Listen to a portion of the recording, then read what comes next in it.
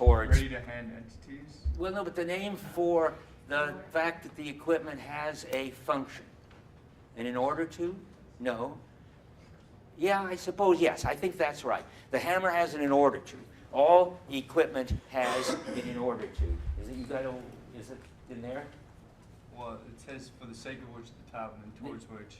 Oh, well, that's not wrong, but it's leaving out the crucial thing. That's very strange. Is that Pohl? Yeah. Maybe he just isn't busy talking about this.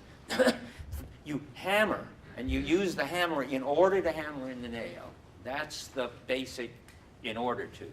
And then towards, say, building a house, for the sake of, say, being a carpenter or a homemaker or whatever it is, the for the sake of which, this is going to turn out to be very important when we go into the details, the for the sake of which is how this activity ties up with the identity of the person performing the activity. So the carpenter is hammering in order, that's the for the sake of with. There's also a with which in there, the hammer. I'll write it all on the board later. There's the what is it now again? I never can remember the first one. What did I say? In order. Yeah, in order to, the with which, the in which, the towards which, the for the sake of which. Heidegger is the first person to try to spell all that out, the structure of that activity. But why are we talking about that? Because of Tao's question. I think Heidegger wants to say that the body is transparent when it's functioning well, and therefore it's transparent most of the time, unless you've got a broken arm or something. And more stuff can become transparent, that is, lose its properties like the body, as you take them over and become skilled at using them. Although he never says that. I think if you cornered him and interviewed him, that's what he would have to say. Yeah? So does he say something like the body is the opening towards which we have the world? Does he ever say that even? That the body is the opening toward the world? I mean, Merleau-Ponty says that. I mean, Heidegger says, don't bother me about the body. I've got enough to worry about. That's all he ever says on the subject, ever. It's just not, it's just too hard for him. And it's only transparent when you actually use it as a piece of equipment. Use your body as a piece of equipment? Yeah. How would you do that?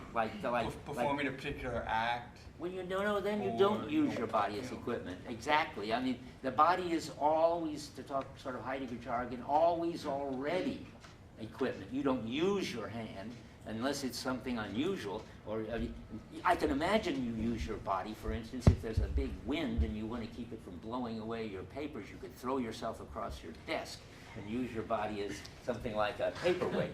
But normally, when you use your body, you don't use your body. You would just cope with things, and you're embodied, and if everything is going well, they become transparent like your body. And that's what I meant when I said, I didn't realize this was going to be an interesting issue, that when I said, when equipment is functioning at its best, you don't experience it as having properties. And now I want to say, that is, I'll add, when experience is functioning at its best, then like your body, you don't experience it as having properties at all. You just experience the task, and what you experience, something is getting done. That's, you keep your eye on the task, not on the equipment, Heidegger would say. Somebody over here wanted to say something?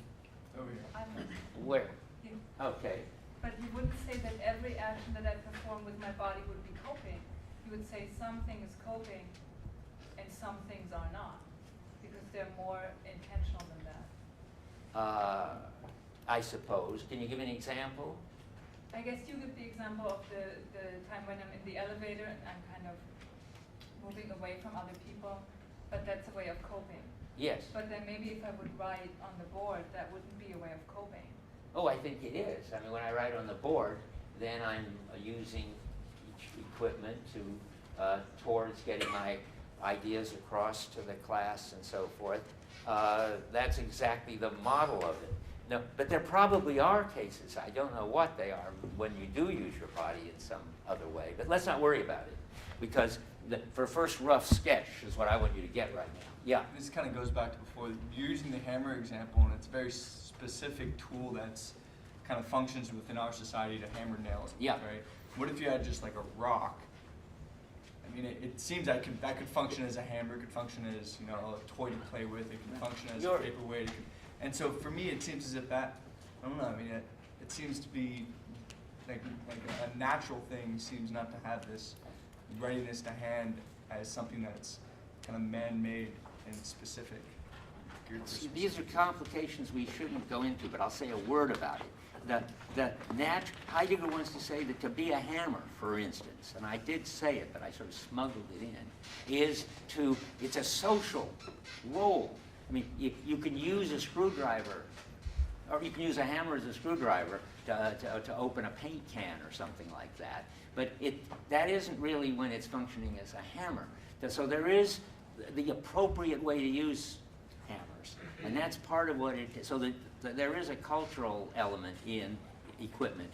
It's for doing such and such. And now there is also, well, no, I don't want to say more about that. Yeah, go ahead. Could you say it's also an abstracting context, let's say like a work of art?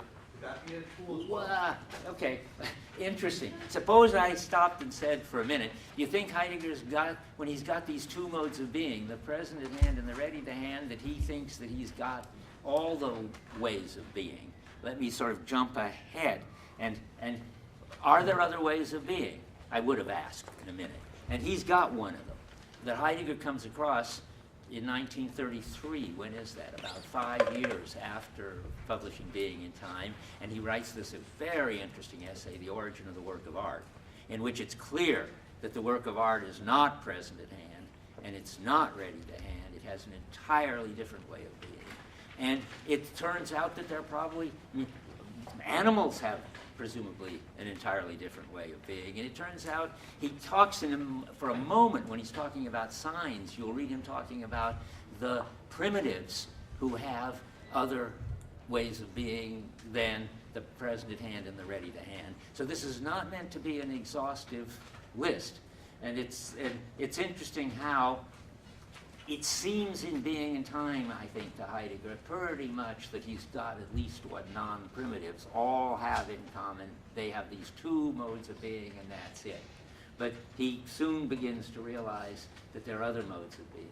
And I'm going to tell you before the end of the hour some other interesting thing he comes to realize about being, but we're not ready for it yet. Okay, so, but now, yeah. Is this the hammer's mode of being, or is this like our mode of being while using the hammer? Or is it It's just the hammer's mode of being. When the hammer withdraws, in Heidegger jargon, and functions transparently in my jargon, its mode of being is readiness to hand. And when the hammer just lies there as a shank and a blob, then its mode of being is presence. Okay. Those are the right kind of questions to keep track of. So now let me see where we are, because I want to get to the next thing in a hurry. Okay, I'm ready. There is another mode of being, much more obvious than all these interesting marginal ones that I named, like works of art and animals. What other mode of being besides the substances and equipment, to use their everyday names, the being of substances, the being of equipment, and what? Or isn't there something important? Humans? What? Dasein? Yes, human beings. You're cheating, I think. Dasein. You're not supposed to know that yet. But anyway, but human beings have a mode of being, which is certainly not being substances with properties, and certainly not being an equipment, although they can be treated as substances with properties. Doctors have to do that. And they can be treated as equipment. People who are not nice to other people do that. They treat people who help as functionaries in their lives. But it's clear that human beings are a third kind of being, and in Heidegger's way of thinking and arguing in Being in Time, they're even more fundamental way of it's an even more fundamental way of being than the present at hand's way of being and the ready to hand way of being. Can you see why? because he sort of was on the track of it. Because it's relative to us that things are equipment and have readiness to hand at their way of being. And it's even relative to us that things are, have isolable properties and are isolable objects. That's the way we make sense of them. And so we are absolutely fundamental in this story. And now we have to talk about us for a while. So the first big deal move, and I think maybe this is the moment when you should see why Heidegger is so radical and so important, is he claims that philosophers having had only the present at hand way of being, have understood human beings. They didn't understand equipment at all. They just ignored it. But worse, they understood human beings as a kind of substance. That is, the soul, Plato would say, with its three parts. That's a kind of substance. Descartes was right up front about it. We are res cogitans. We are a thinking thing. We are self-sufficient thinking things. Even if the world didn't exist, we'd still be thinking things. Then there's Leibniz, again, self-sufficient monads. How many come across monads? And you would if you had 25B, I hope. Anyway, so monads are self-contained, and that's what we really are. Then Kant thinks we're transcendental subjects, and Husserl comes around with transcendental subjectivity, which is very similar. And lest you think those are all big, fancy philosopher talks, and philosophers don't talk that way anymore, lucky you, you've got John Searle. John Searle thinks we're minds, and minds are self-sufficient things with their intentional content, which could exist in principle whether the world existed or not. The view is still around. And Heidegger thinks that is just wrong. That is just hopeless. I mean, just as you couldn't grasp the hammerness of hammers in terms of the present at hand, boy, you can't grasp the mode of being of human beings with either of these other modes of being. And it's obviously a radically different mode of being. And again, you wonder, and that's what makes Heidegger so interesting, how could anybody have missed that? How could philosophers have been treating us as present at hand entities for 2,000 years? And don't ask me. Heidegger says, of course, we're not like that. And so he has to tell us what we are like, and he has to give a name to this mode of being that we are, or have. I guess we are. We are Dasein. That means, if you took it apart, their being, which is sort of better to say, actually, in English, you'd say being there. In a sense, you could say that means we're the place where it all happens. Where it happens that there's equipment, and it happens that there are substances. It happens in a clearing or an opening that we provide. Let's see, I was going to jump ahead. No, let me see. Yeah. So, I mean, just to make it parallel, so the actual mode of being would be existence. So You're right. So the mode of being of Dasein, that's very important. Heidegger calls existence. Put that here. The reason I didn't mention it is because I was saving it for next time. We have to define what you'll see in your reading for next time. Where he's going to tell you what the mode of being of what existence means. I mean, he wants to say human beings exist, and hammers don't exist, and trees don't exist, and God doesn't exist. The way he's going to use the word exist, it's just a question of terminology. Only human beings exist. And what is it about human beings that make them special and make their being there? You have to have a special name for what they do. Well, that's what we have to find out next time. I'm not ready to go there yet. But we are already seeing we're not self-sufficient substances. We're not equipment. Well, and Merleau-Ponty sort of helps a bit. He says we're open heads turned toward the world. That is, I think for Heidegger, we are perceiving and acting from some perspective, each of us. and remember, this is phenomenology. Don't let the fact that you've got a brain or that there's energy coming into your eye and putting things on your retina, present at hand facts about you like that, get in the way of trying to see what it's like to be here experiencing me talking, for instance. Well, it's like being an open head turned toward the world from a point of view. Over here, you've got a different point of view than there. But there's nothing else in between. And there's not even any intentional content in between. In fact, there's no inner. This is where it starts to become very radical, Heidegger's view. If you just stick to the phenomena and try to describe Dasein and the mode of being of Dasein, you find that Dasein is this openness, this being there where it all happens. But Dasein isn't inner. It doesn't have inner content. The whole distinction between, which for instance in Searle is still perfectly there as it was in Descartes, between the inner and the external world, is gone. When you've understood this course, if you come out of this course on the other side, you won't understand anymore. You really won't. I can't anymore. What people mean by the external world, as if there was some internal world that was contrasted with this external world. There's just this world, and we are open on it. That's what Heidegger says is obvious, and you've got to sort of start there. And if you can then introduce intentional content, that is, we do have dreams and images and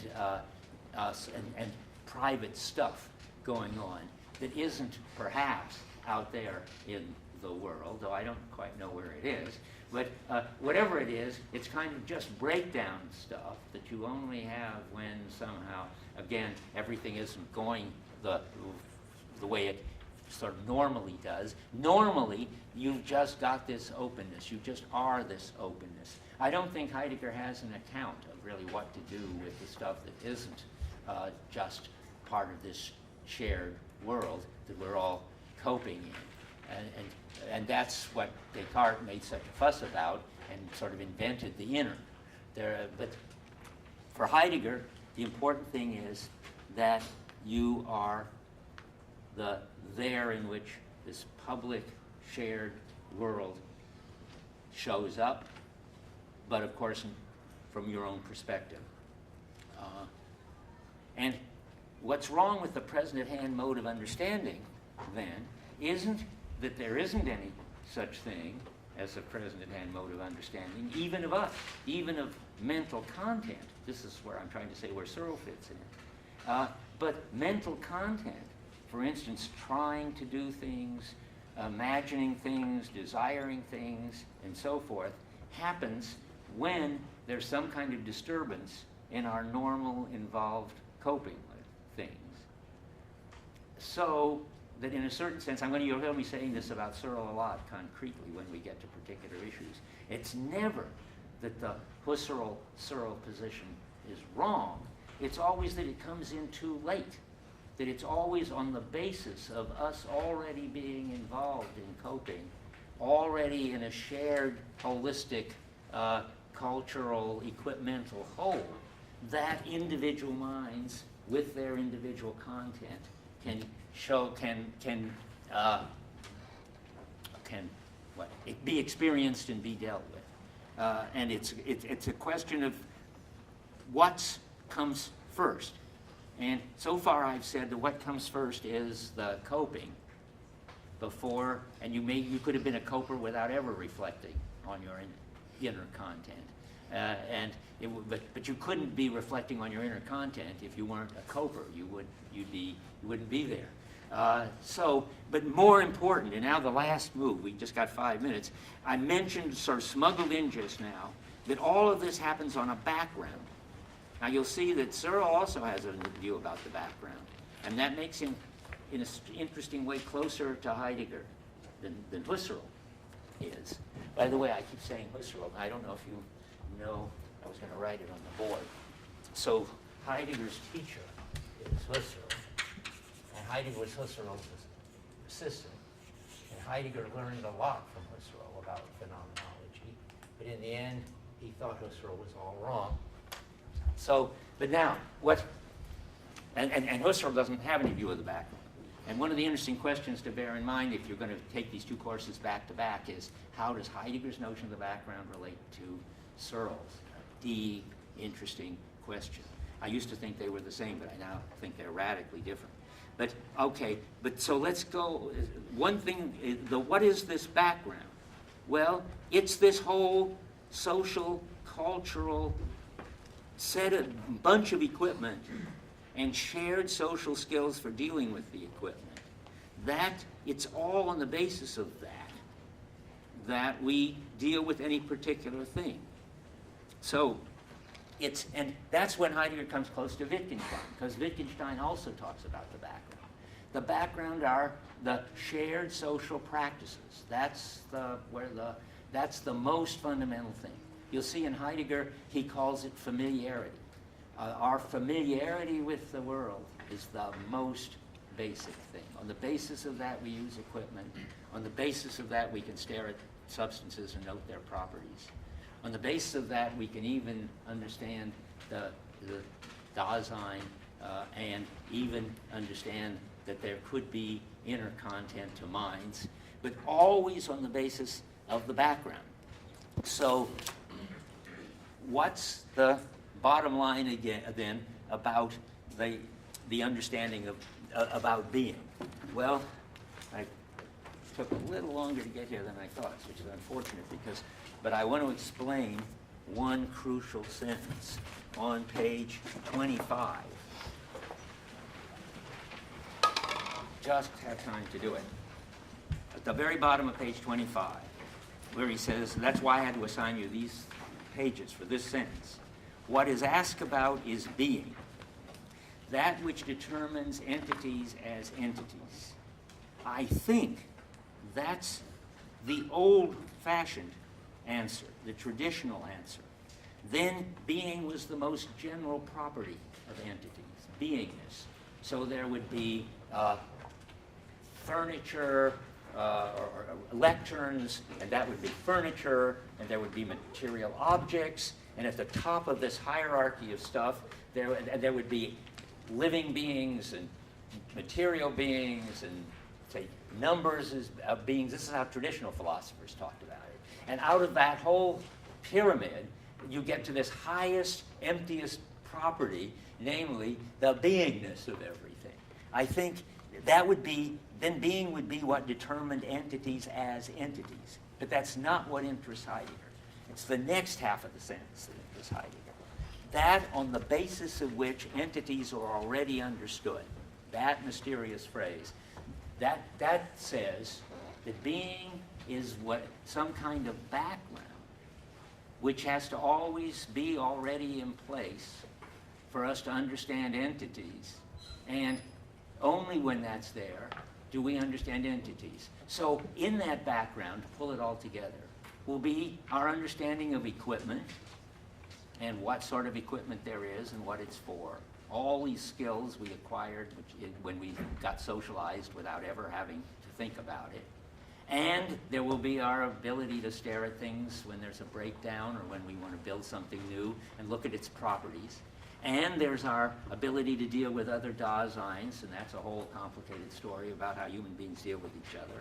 All that whole, this is the holism, forms the background on the basis of which the entities, like hammers, like people, like, say, stars and sunsets, which are only present at hand, they're never ready to hand, all of them are understood. And this phrase, on the basis of which, is the crucial phrase. That being is, that's talking about the background. That is, it's not something that you think about. We'll argue later, it's not something you could think about. It's not a bunch of beliefs, this background on the basis of which everything is understood. It's much more basic than that. That's why I called it skills earlier and practices. But that needs a lot of explaining. And this word vorauf hin, it's in German at the top of 26. I'll keep you posted. The translator, remember I said I would say how the translator really blows it in an important word? This on the basis of which is the word that refers to the background. It's being is finally Not, there is presence at hand, that's a kind of being. There is Zuhandenheit, that's a kind of being. There is Dasein, that's a kind of being. But what do they all have in common that makes them being? Well, when they are all modes of coping which form a holistic background, which enable you to deal with any particular thing or person that you can deal with. And being is Heidegger's name for that background, those skilled social practices. And the Worauf hin gets translated, I just have to warn you, the towards which doesn't make any sense at all, the upon which doesn't make any sense at all. They got it right the first time, but they just blew it after that. Whenever you see this word, always think on the basis of which, always think background, and always think that that's when he's talking about what he means by being. And now I just want to say one more thing. What's that? Could you write the word down, please? The Worauf hin? Okay, yes, because you don't have the book in front of you. Okay.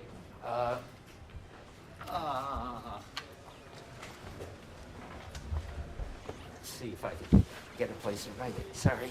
Okay, so.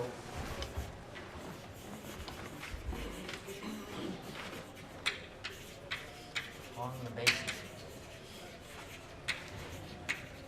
And the radical ontological move, and this is the last thing I'm going to say, is that's not a property, that's not a substance, that's not a Dasein, but the most important thing, this background, in terms of which everything else becomes intelligible, which is a way to put it, because that's the understood, the background on the basis of which all sorts of entities are understood at all, that's being. And nobody in the history of philosophy ever thought about that, Heidegger wants to say. But that's what he's thought about, and that's what he's going to talk about. And we'll start next time talking about Dasein. You didn't already hand in the transitional science? Oh, it's on